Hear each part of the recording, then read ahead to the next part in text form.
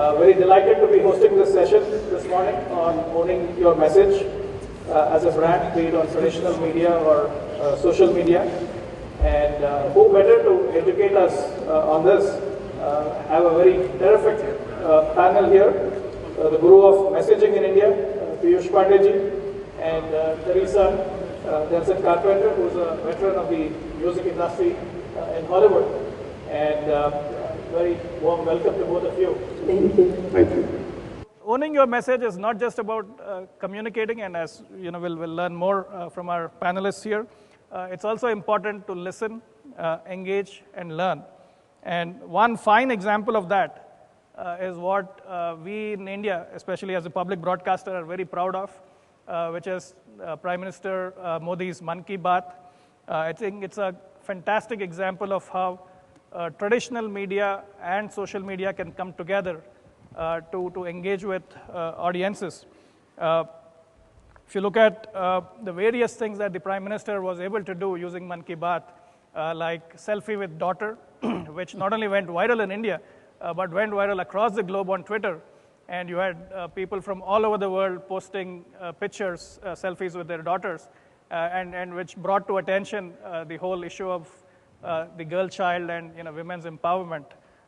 So that's one great example. Another was Incredible India, where promoting India as a tourist destination. Again, a great example of how the Prime Minister melded both traditional and social media. So these are two examples that we are very proud of as India's public broadcaster on how you could innovatively use this medium to engage with audiences.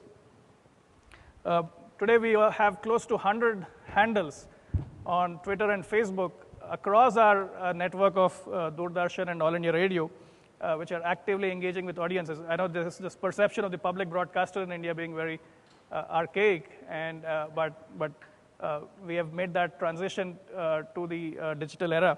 And it's kind of very important because if you look at India today, it's a very young nation, and India's youth are constantly on their smartphones, on Twitter, Facebook, Instagram, Snapchat, and all new platforms that we probably are not even fully aware of. And so it becomes very important to have that connect with the youth, capture their imagination, and listen to them, engage with them, and respond to them very creatively. And that leads me to Piyushji, if you could share your thoughts. I think I have to rewind a little bit.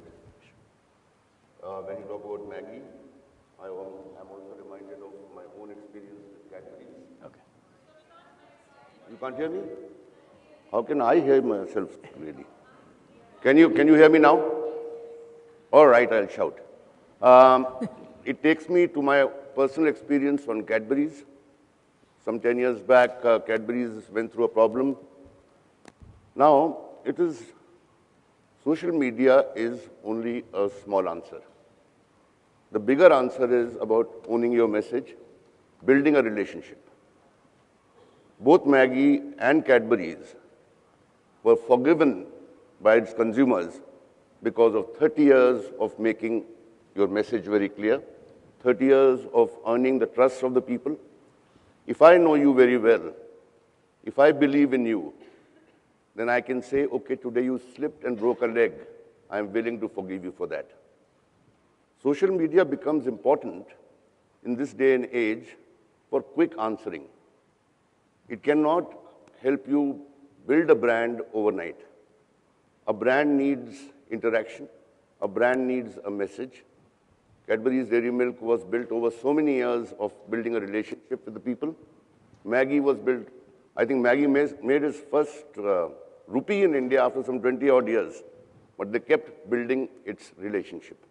So I think it is extremely important for us to be on the new media, but the more important thing is not what are you present on, but who are you, what do you want to say, and on social media is how quickly you respond and don't hide.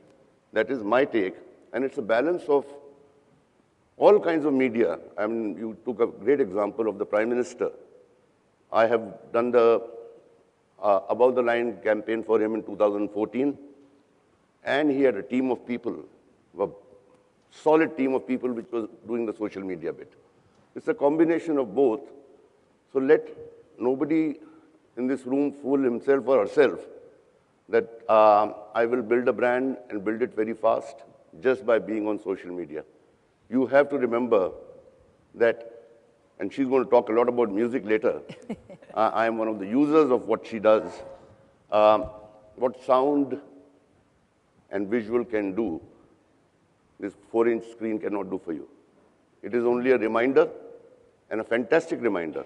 It is a way of keeping contact with you on a day-to-day basis, but is it going to make a lasting impression on your heart? That's where I always say that products are made in factories, but brands are made in the hearts of the people.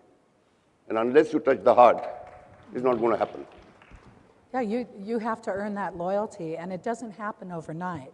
I have a film and TV music company in Hollywood, and we are trying to, of course, impress clients such as our dear friend here and our broadcast network to utilize our services for creating music and or perhaps helping them strategize on the use of music within their brands. For us, one thing that is very important, you have to make sure that what it is that you are saying and you are imparting on social media is verifiable. It's truthful. Because anybody is going to see right through that. And what you put on social media lasts forever. You can talk to our president about that, and I'm sure you'd know. I can tell you that with, that's the key to the performance. I will tell you there are two things that are important: patience and consistency. It's not going to happen overnight. You have to be patient. And you have to be consistent with your message and your brand. For us, one of the biggest forms of social media that's very, very important to us is Twitter. Because in Twitter, in a very short bite, I can tell you what we're doing, and I can slap up a video of music that has our music. Like if you look at our Twitter site, you will see a recent posting from the Spider-Man movie.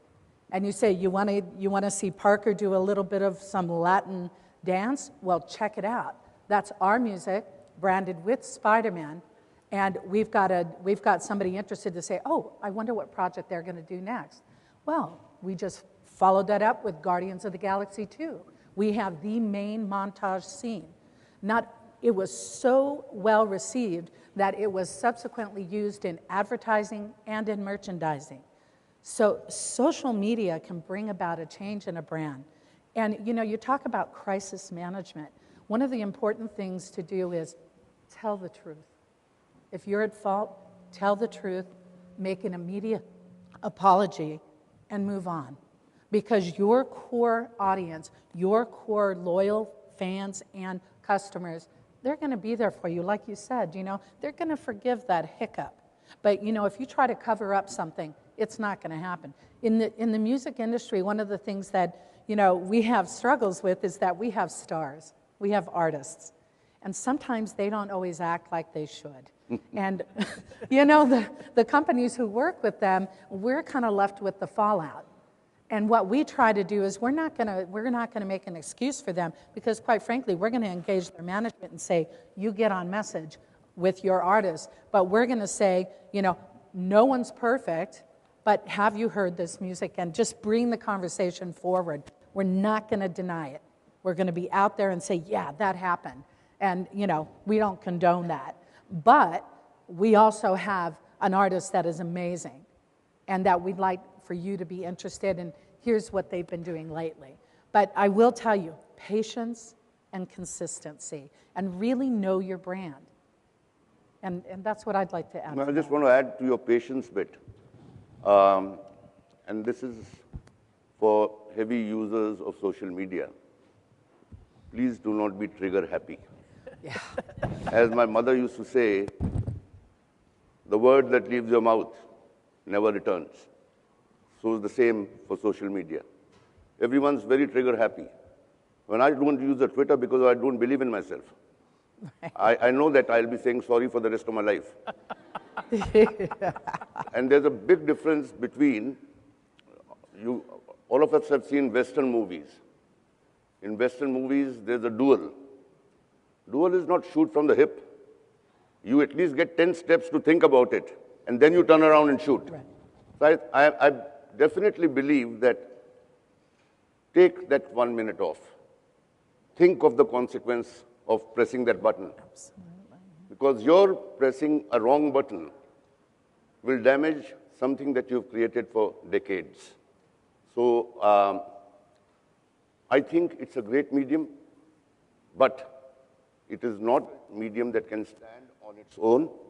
You must have a message, and you must use the medium to what it delivers.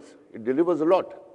You can segment the market to a certain extent, not that you'll reach each one individually, but you can get sets of people and influence. I mean, this is a women's theme conference. I must share it with you as to what one of my clients, Asian Paints, does. It does traditional media brilliantly to build the message that I'm a home decor company. On the other side, what they did last year on social media, they came up with a fantastic idea that why don't we have women painters? Women are more artistically inclined than most of us are. And they're doing some other jobs. Why not have a team of trained women painters? So maybe on social media, you can go on to the story of Saroj. And they put a team together, and suddenly a new opportunity for young ladies came up. So that, when you go on social media, adds to the reputation of you as a socially responsible company. Brands you sell on traditional media to build a bond with people.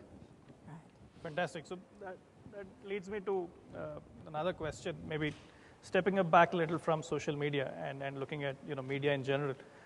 When you worked on the Ab Ki Baar Modi Sarkar campaign, so how did it work across different mediums? What were the lessons that you learned in terms of the effectiveness of the message? I think, yeah, there's a very interesting story I'll tell you about this. We were doing Ab Ki Baar Modi Sarkar, and when we launched the campaign, it was a very serious campaign with the testimonials of people saying that there's enough of corruption, there's enough of this, there's enough of that, and morbid topics. I mean, somebody not willing to send her daughter out beyond 6 o'clock. And they said, there's no safety. So we started that campaign. We went on to television. We went on to all mass media. Now, the interesting thing is, and this is what I learned from that exercise. One day I get a call from BJP saying that the World T20 is starting. That was the same time, World Cup T20. And they said, we have bought a lot of media. So I said, God, this is trouble.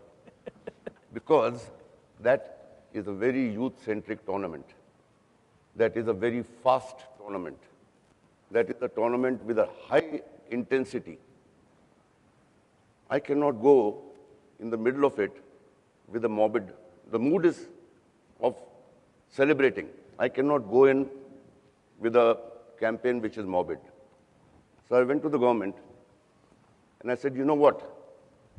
Nobody has done it in the world ever, but I'll do a political campaign using animation. So they laughed at me a little bit. They said, you're going to use animation? I said, yeah, I'm going to use animation to fit the mood of the audience on the media that you have chosen. And I did 18 animation commercials. I'll describe one to you. There is an umpire and there is a cricketer. And there's a commentary running. The umpire is ready for the toss. One captain has come. Where is the other captain? Because the other leading party had not announced their captain. So, and the voiceover says, I'll say it in Hindi first and I'll translate it for the others. It says, बिना captain की team जाएगी हार, इसीलिए अब की बार मोदी सरकार. Which means the team without the captain is going to lose, therefore you need Modi's government. And we did 18 of these. So I think the biggest lesson is know your audience, know the mood of your audience, know their practices, and take your topic. Don't ever deviate from the message you're giving. I did satire in this one. I did emotional in the other one. The message everywhere was, "Ab ki baar Modi Sarkar." So you need to craft it, you got to mold it, but stay the course. That is what owning your message is all about. Exactly. Talked about different kinds of social media platforms and not every one of them being used effectively or as much, but then each one has its own strengths. If you could maybe amplify on that and also talk a bit about what kind of messaging works on which platform based on your experience. Okay, so Facebook. Our company feels very comfortable on Facebook. That's more of a presence for us. What is key to us, and one of our major sources, as I said, was Twitter. But then what I think is one of the most underutilized social platforms is Instagram. People are using that more for a personal connection. But it is a powerful branding tool that I think we're going to see a resurgence in the future by utilizing that. Also, if you think about LinkedIn, we all know that as a professional way to connect. In our business, we're connecting to the users of our music through LinkedIn, through our Twitter, through our Facebook, but we're also our fans.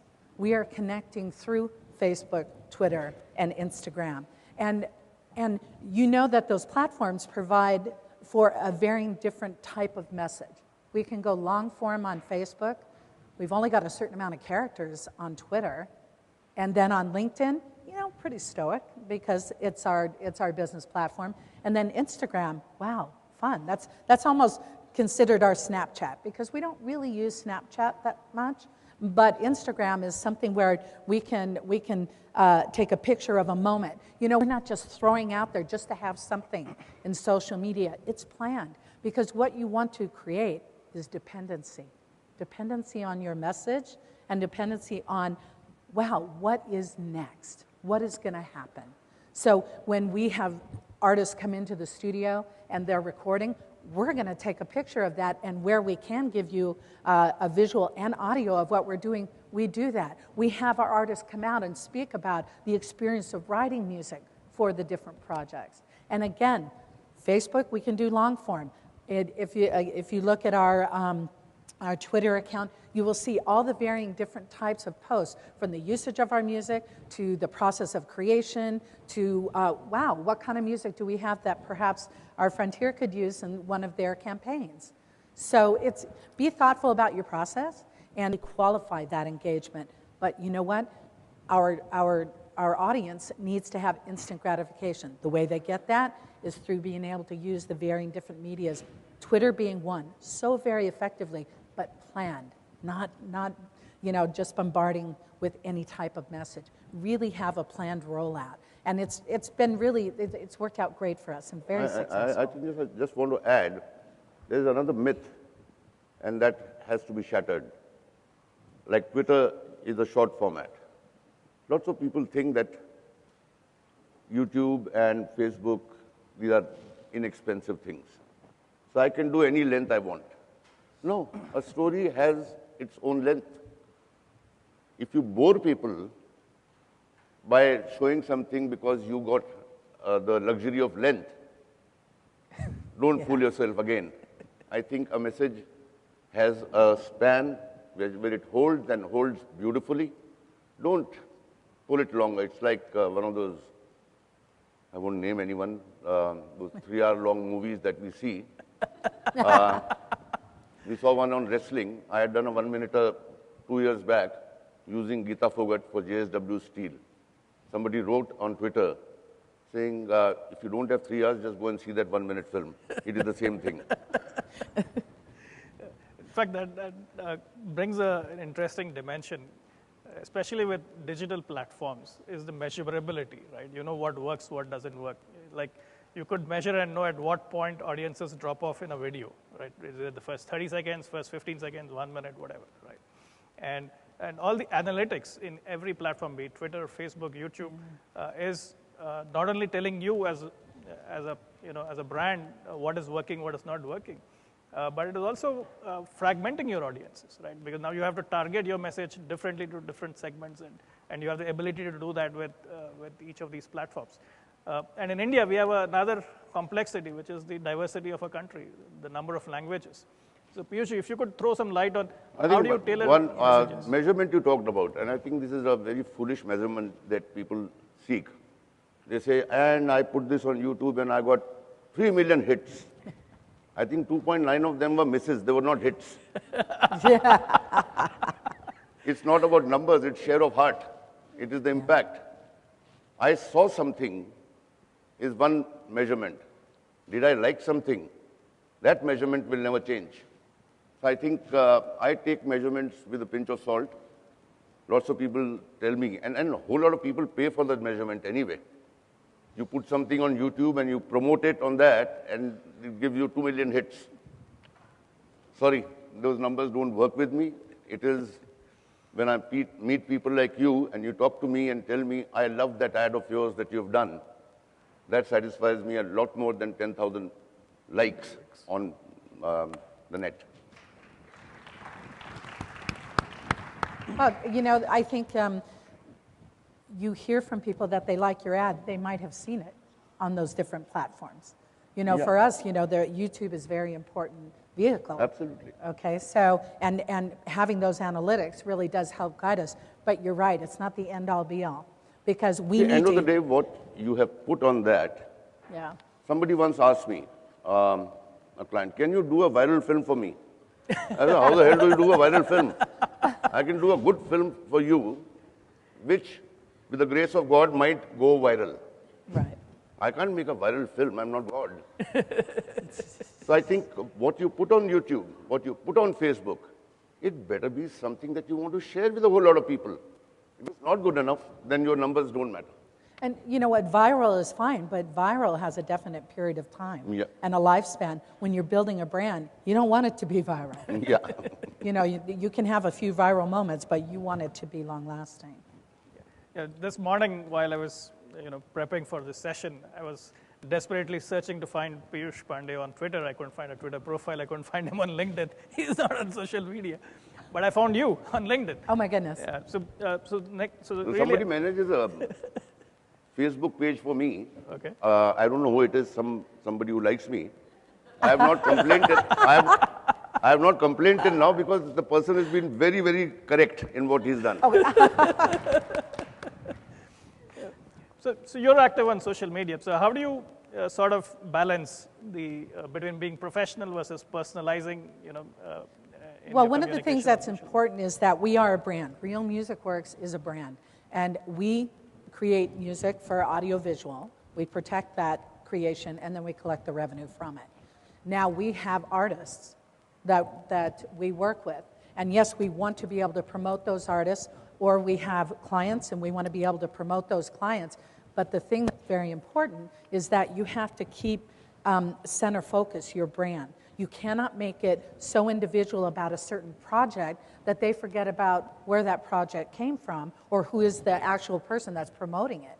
So we are Real Music Works, but boy, we're so glad to be working with our friends here in India, and here is one of the campaigns, just as we did for the motion pictures Spider-Man: The Homecoming and Guardians of the Galaxy 2. We are in the process of working on the American Crime Story for Versace. And so we happen to have 6 songs that are being utilized because we have a 10,000 Cuban copyright catalog.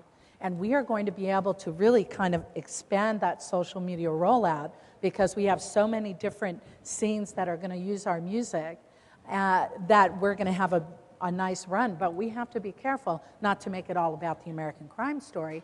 It's about Real Music Works, who created that music that's being used. So this is something that we have to keep in mind. So if you're an individual, that's kind of interesting. You are the brand and the individual, right? Mm-hmm. So, that maybe that's a bit easier, But for us as a company, we have to keep true to that company. I think what you mentioned earlier regarding the diversity in our country, the number of languages, the number of social strata. I think that's where the soul is more important than anything else. You very, very often end up creating one piece of communication that runs around the country, and you don't want to be the lowest common denominator, you want to be the best. So therefore, excessive segmentation is probably a bad addiction that you should be careful of. That's what I want to add. Sometimes, though, I just want to make one other comment. You know, localization is important. If you have a project that is going to go global, you know, you have to be able to meet the needs of the different culture and languages. So, for us, it's mostly, English and... Looking at your business, a lot of stuff that my team does for Fevicol has not a single word in it. It's music and a visual story. So it runs in Kerala as well as it runs in Jammu and Kashmir. And so that's what's wonderful. When you don't, and even the spoken English repertoire is still universal in many respects. And music is half the equation. Even silent films were all about music. Can you imagine seeing Gone with the Wind and not hearing that theme song? So music does matter in any type of audiovisual product or on its own. It's something we remember the times of our life through music. They're celebrating 50 years of the good, bad, the ugly music. Marconi. As we talk. Is that wonderful, right? Yeah. And how many times has that been used in advertising? Yeah. And what an effective campaign. That's an evergreen piece of music. So we're trying to build that type of IP so that it lasts for that long of a period, Let me take the conversation slightly in a different direction. One of my visits since I took over as the CEO of the public broadcaster was to visit our various radio stations. So I was visiting the All India radio station in Ahmedabad, and I was stunned at the amount of postcards and inland letters they still get from remote corners of India, right? So in your experience, in reaching out to audiences, especially audiences who are still very traditional, listening to radio, probably reading newspapers and so on, what works with that audience in terms of message? I think human stories will work for the for the youngster of today, and they'll work for my aunt. We have to find that pulse of the people, and depending on your audience. I mean, look at this. You're talking about old music and people writing back. Recently, Saregama has launched that radio kind of a thing with 5,000 songs. It is an amazing product. So somebody said that that audience exists. I mean, I ended up on Rakhi, which is a day that we celebrate our sisters. I did not give my sisters Rakhi money. I gave them all one radio.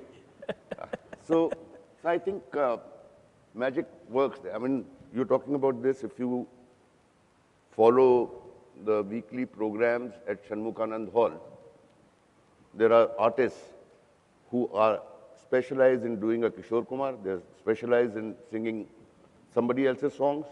And that house is full. Cinema halls are not full. That house is full. That's music. Right. So I think you need to remember that somewhere down the line, expressions may change, but the soul of a human being will not change ever. Find that right chord, attack that right chord. In fact, something interesting in the United States as well, I believe, with this whole trend towards cord cutting, that you have the young generation now discovering that you have free-to-air TV and you can watch NFL for free, right? So what are you learning in terms of the generational changes and how messaging works with different generations of consumers? Wow. You know what? I have an 84-year-old father who is on the internet night and day because his mind keeps on ticking, right? And he is a lover of music and of audiovisual. And he's doing the same thing I'm doing. So I think that what's old is actually new again. And we are seeing that while you can get free sites where you can watch programming or experience music, one of the things that we need to bring forward is teaching our young people about IP and how important intellectual property is and rights of music and the visual. And we're seeing that they're interested in gaming and things that are new technology and being able to reach them in that media. Our brand and what we produce, we have to be relevant in that area. And so what we want to do is we want to be able to make, programming that fits on a cell phone. We want to be able to, they're not watching TV, they're on their computer. How many of you, when was the last time you went to a disco? Nobody. Exactly. Okay. We have one gentleman. We have one champion there. Okay. Go to a disco as an observer. There are 15 people on the dance floor. And then the DJ puts Mere Piya Gaye Rangoon. And there are 100 people on the dance floor. So there is a chord. There is a chord that you need to touch. I mean, DJs, look at David Guetta. I mean, he plays and everyone goes nuts. It's the best, It's taking, pre-existing music and spinning it a different way and being able to consume that, not just in person, who would have thought years ago that we would be going to a DJ concert and not seeing a live artist sing and perform and dance? I mean, this is what our generation is evolving to. But you know what? You talked about that personal note, that human touch. When you hear someone perform live, there's nothing like it. Nothing like it. True. Yeah. So I'll pose one last question before we open it up to the audience. A big issue that's gripped, both India, US, across the world, fake news and the with the rise of artificial intelligence and bots, you no longer know who you're communicating with, whether it's a human or an algorithm with an agenda, right? So how do you see, brands and messaging, deal with this challenge as we get more and more into this terrain where technology is becoming playing a very anarchic role? I think the best answer is to respond very quickly. The best answer is that you cannot take away fake messaging. Like you can't take away rumors from life. I mean, one guy stands and creates a ruckus out there, there's a fire, and we might have a stampede in this room. So I think you've got to live with that as quickly as you can possibly do it, put an end to it, and hold on to your owning your message, which is the theme of this discussion. If you are consistent in owning your message, there will be detractors who will try and do things, but you hang in there.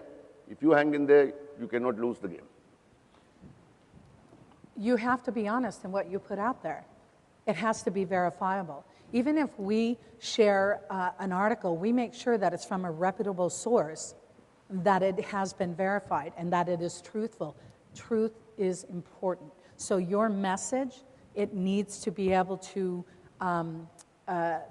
you have to back it up. If somebody said, we don't believe that you had that song in that movie, well, guess what? We can say, here's a clip, and here's our end title credits. Yeah, we do have that music in that picture or that television program. But then again, if we're commenting on something, it is verifiable, and we are very, very keen on that. So that's how we combat that fake news and who we're dealing with. Truth will always win out. Great. So with that, we'll open up the floor. So if you could keep your questions crisp and direct, that'll be great. And also tell us who you are and who the question is for. Thank you very much for the extremely insightful panel discussion. My name is Satyakiran. I'm a professor of management and a researcher at Nanyang University, Singapore. So you have been the dawn of Indian advertising. You've seen India before 1991, which was a one-channel country, into a country which has a multitude of channels. I often quote this: Operation Neptune Spear, May 2nd, 2011, when Osama bin Laden was bummed off, one of the most secretive operations in the history of the world. The news of the assassination came not from traditional media, neither print nor electronic, but by a tweet sent by a guy who was next to the compound in Abbottabad in Pakistan. My questions are, we are all digital natives. Sorry, we are digital immigrants. My son is a digital native. At age 4, he skillfully uses an iPad. And for him, theater, cinema is Netflix and Amazon Prime. Do you see Indian cinema moving from the big screen to your tab? The question is Indian cinema and I don't think there is going to be a black and white change. Both will coexist, and he will know better. How many times has media written off radio? You're talking about 1990? Radio is dead. That was the news. Radio is alive and kicking right now. Then they said cinema halls are dead. So these multiplexes came up. Now they'll say newsprint is dead. And somebody will come up with some other innovation. So I think change is inevitable. Change is never going to be in black and white. We will have to embrace change and be able to convey our message in whatever format your child might be watching it on, or some elderly gentleman might be watching it on. Content is king and will be king always. Formats may change and evolve. So I think only thing I can say is that have a great story and then decide what medium is being used by people. There's nothing like going to a motion picture cinema house and hearing music in Dolby Atmos and seeing the visual in Dolby Vision. You don't get that on a tablet. So the experience of what you were talking about in these state-of-the-art facilities, go see Star Wars in the theater and then look at it on a tablet and you tell me what's exciting. Yes, that's going to be the ancillary use of the film, but boy, the impact. Right. You will remember that for the rest of your life. We have a question. Another here. question, just to give you an analogy. If everything is available on the tab, will the world stop traveling and tourism will come to dead? I don't think it's going to happen. Yeah. Please. Hi, I'm Sonal. If you could speak into the mic, please. Hi, I'm Sonal. I'm the maker of India's first healthy dairy-free ice creams called White Cub. I wish this session had never ended. This was the best one since 28th November, personally for me. Two short questions, first to you, ma'am. So what are the ideal components of consistency for a bootstrapped business? Because you said consistency. So we are here looking for some really smart tips by experts like you. And so second question directed to sir.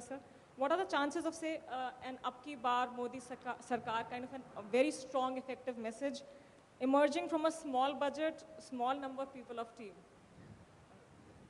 I can tell you for a bootstrap business, because that's how I started mine, self-funded, I will tell you that tell your story.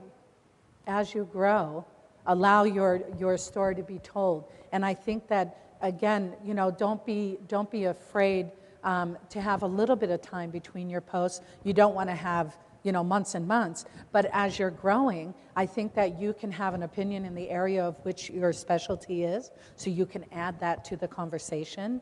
You can also, one of the things that I loved is that when I was starting out in my company, I was asked to speak at different conferences, and what that allowed me to do was to have a presence in social media to say, oh, while we are growing this part of our business, our CEO went and spoke about this particular subject, and we were able to highlight the challenges in women in business, especially in the music industry, which is a very male-dominated industry, but guess what? We're making strides.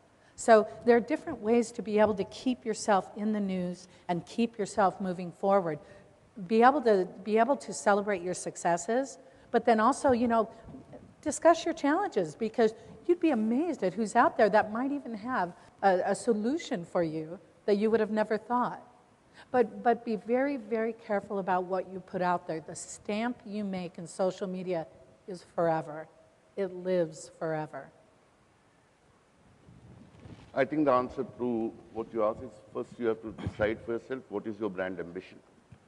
If your ambition is to cater to vegans, or is your ambition that you will make fantastic vegan dishes which anybody can enjoy?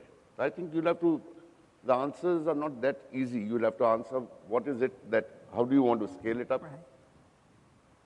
You want to test it out in your colony, then that defines it. So have a nice message and define for yourself what is your brand ambition. I think that's the starting point. Yeah, go ahead. Good afternoon, dignitaries. My name is Talking to the Can mic. you hold it? Good afternoon. My name is Vignesh, and I run a multilingual content collaboration platform called Turtle. And my question is very specific to Piyush sir. Is that Apple as a brand, very curious to know your perspective. There are rules for advertising and branding. And that is one brand which I personally feel that they don't follow any basics of what you call advertising or branding. That's what it is told. So what is your perspective about the brand Apple? I think you have to look back and say that they may not have a line like just do it, right? But the soul of Apple is design. Nothing but design. If you understand that soul, if they believe in that soul and keep giving you products one after the other and you say, what a piece of design, then the company stands for design. You don't, if I ask you people who live in this country, what is the tagline for Fevicol? Anyone wants to attempt? I have never used it. Fevicol does not have a tagline. It only has a descriptor which says the ultimate adhesive.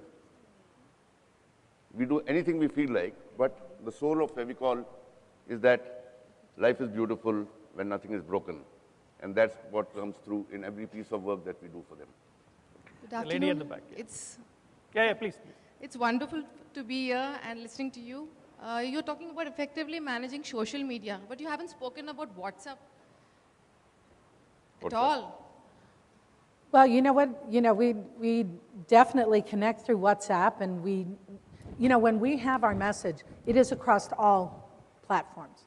Basically, Facebook, Twitter, LinkedIn, Instagram, and we do WhatsApp. But I would say that we don't focus in as much on that, except that we do have staff members that sit and they do have a discussion. But again, we're being very, very careful because it's a slippery slope when you're on a conversational type of social media. So for us, you're gonna see the same message, but put in a different way depending on the ability of the platform. You're gonna see the same message. So we're there to answer questions, but not really to spark of a conversation unless it's about the project. Let me add to your question on WhatsApp. I think WhatsApp clearly is a challenge in the sense that it's a viral medium, very hard to measure. You have no idea what is going, how messages are spreading. Very hard to control, fake news or, wrong messaging. So it's I think, one of the challenges that, especially political campaigns, because the speed with which, faulty messaging goes viral on WhatsApp is a big challenge, and it's something that all of us have to apply our minds on, how to solve. Yeah. I am Vinod Singh, running educational institution and into organic farming. See, nowadays students are addicted to social media like Instagram, Facebook, YouTube, WhatsApp.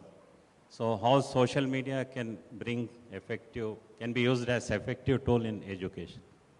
In education? Yeah. I'm seeing a lot of innovative uses of social media, especially, video platforms like YouTube. I mean, Khan Academy is a great example of how, short educational messages. I share a lot of physics videos with my sons, this 2-minute physics videos, which in 2 minutes, explains the physics phenomenon. So there's a lot of potential for educational content, and so I see that increasing.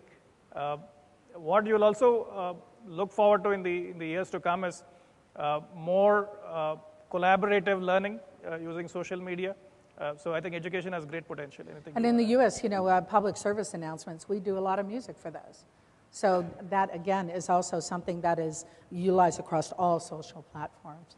I think it's very, very good for you. I think there is so much of innovation possibilities in education. How can we make education interesting? How can we make it desirable and not mandatory? I think it's a great format to be on. Hi, my name's Helen, CEO of a company called Bookmark. We're an architectural product sourcing site. I'm really interested, thank you so much for the panel, I'm really interested to know, in social media, influencers are a really big thing, but no one's actually discussed that today. And I'm wanting to know whether in your own businesses, for your own companies, you use influencers, and if you actually recommend influencers to your clients. For us, you know, I mean, an influencer means that they just have a really large outreach and presence. And quite frankly, our artists are our influencers. So, you know, and we help feed into that. So I think influencers are important, but, you know, I wouldn't hang my hat on my business on an influencer because, again, that could be very tepid. And, you know, from one day to the next. I understand why. Like in music, it's fashion. What are they wearing? Where were they the night before? You know, all of that is very important on our artistic side. On our brand side, I think you have to be very careful there because if your influencer is seen to be influencing, your brand will hurt. So with people like hiring Kylie Jenner to... But then the moment he's paid or he or she is paid to do it, then that sort of, you know, lowers that credibility. Right, so you're sort of saying paid influencing is a little bit different to having, you know, validation from someone using the product and then influencing the audience, which is different. Yeah. I mean, it's really, it's very big in the music industry for artists to be wearing a certain fashion or to drive a certain car or, you know, to utilize any sort of projects or products. And quite frankly, we don't push them to use a certain product. They use what they want to use. And I think that goes to your point about not being paid to utilize that. They will know when they're being paid to promote a product because it's going to be in a commercial sense. It won't be in that influencer type of hat and category. I think with some very smart people in this room, when you see a movie and you see, why is this cola in this shot? You say, somebody is bloody paying for it. It had no relevance in that. Exactly. So I think similarly, we are not the only smart people. The public is very smart. They're smarter than we think. Right. So I think you have to be very truthful, as you said earlier. If your product or your message is good, influencers will come as more credible. Exactly. Excuse.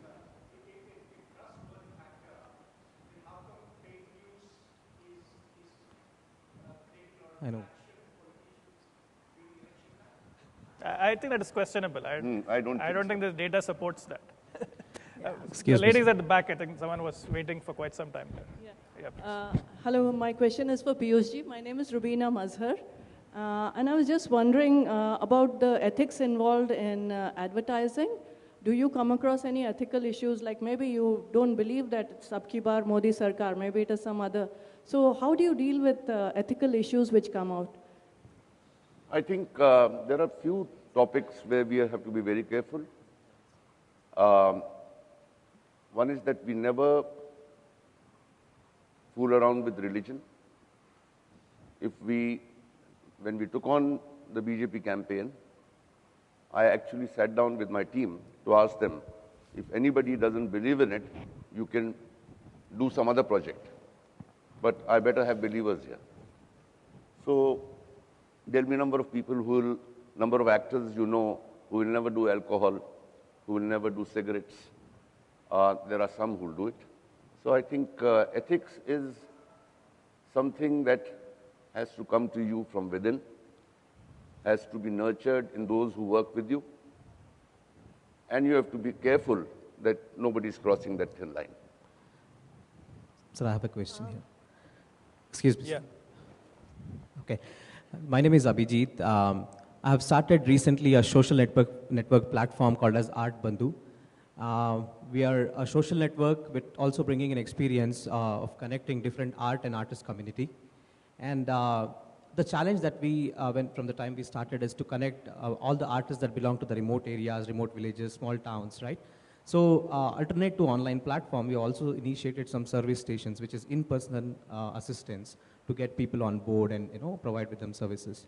I want to hear from you what kind of challenges and how do I mean, suggestions especially, to help these artists who belong to the remote ages, right? Because helping them with all kinds of new set of information and the trends to improve their businesses, to open up opportunities, jobs, artistic jobs, right? So all that, a bigger entity out there. So your suggestions, please. It's a very noble cause that you are actually following. To me, off the cuff, I think there is nothing better for you than demonstration. Start small, make a model, make it successful, so that the people that that work with you in remote places, there's something to share that so many artists benefited. So why don't you come on board? So I think certain things will have to be demonstrated more than anything else. Nothing succeeds like success. When we were building our brand and trying to attract artists to work with us, we had to be able to gain some success. So we started exactly as this. We had a very firm model. We worked with some very notable artists, and to attract others, we said, look at the success that we've had here. We can do the same with you, because if you believe in their music, yes, you can. And then through the social media, through the way of branding, you can bring that reality of success and global viewership to your artists. I think it's wonderful. We'll take one last question there. Hi, my name is Vana. Yes, please. Thank you. I have an IT company named AdDrive. So my question is, there are many products in the market which we really don't need, especially in the food industry. So there are so many products which are harmful for us. And even kids are getting acquainted to it, so which is minimizing the age lifespan. So do you think that we should have some board which has to control all these products, and it's high time to take serious about all these things? And I think this is a right question for you. I think there is a structure, there is a law. When it comes to food products, it is very strict law. Even the largest of international companies are scrutinized. So there is a law. I think... unfortunately, it's not happening. And there is a consumer protection section. They advertise like maniacs on television, Jago, Grahak, Jago. So you don't have to be worried about it. You should be confident of yourself that this thing is not correct. I will take it to the right authority and bring it to their notice. So there should be a process. The system exists. It is not that I can brand something which is a cough syrup and sell it from a shop. I will have to go through the verification. Yeah, we're almost out of time, so closing thoughts, Thank you. Teresa, if you could. I would say, as a takeaway, be patient, be consistent, and know your brand. And I would encourage you to network with other like entities to know what their best practice is, and also know who your competitors are, know who they are in your space, so that you can learn from that experience. And you might find that there is a collaboration that will help propel what it is that you want to do and the message you want to get out. How many cricket lovers in this room? Yeah, I was going to ask you about your cricket. So I would like you all to be Virat Kohlis. Why Virat Kohli? Because he's the only guy who plays all three formats of the game, from test match to 50 overs to 20 overs. And that's precisely what you should be doing. There is traditional media, there is social media, there's Instagram. Play it all and play it well. Yeah. Get the game right. Fantastic, fantastic thoughts from both Teresa and Piyushji here, and great questions from the audience. This debate will continue. You know, technology is constantly changing, constantly evolving. Platforms that people thought would dominate, last decade have sort of vanished, and we have completely new formats and new media, that have captured the imagination of the people. So the one constant, as Piyushji kept saying, is the message, the soul of the message. Be honest, be truthful. And I also want to thank the organizers, the Indian government, the US government, for putting together this fantastic format for entrepreneurship, with a focus on women. Great to see so many women here asking questions. So I'm sure the conference was a great success. Thank you. Thank you, Shashi. That was wonderful. Thank you. Thank you, Thank Teresa. you. Thank you very much. Thank you all. Thank you.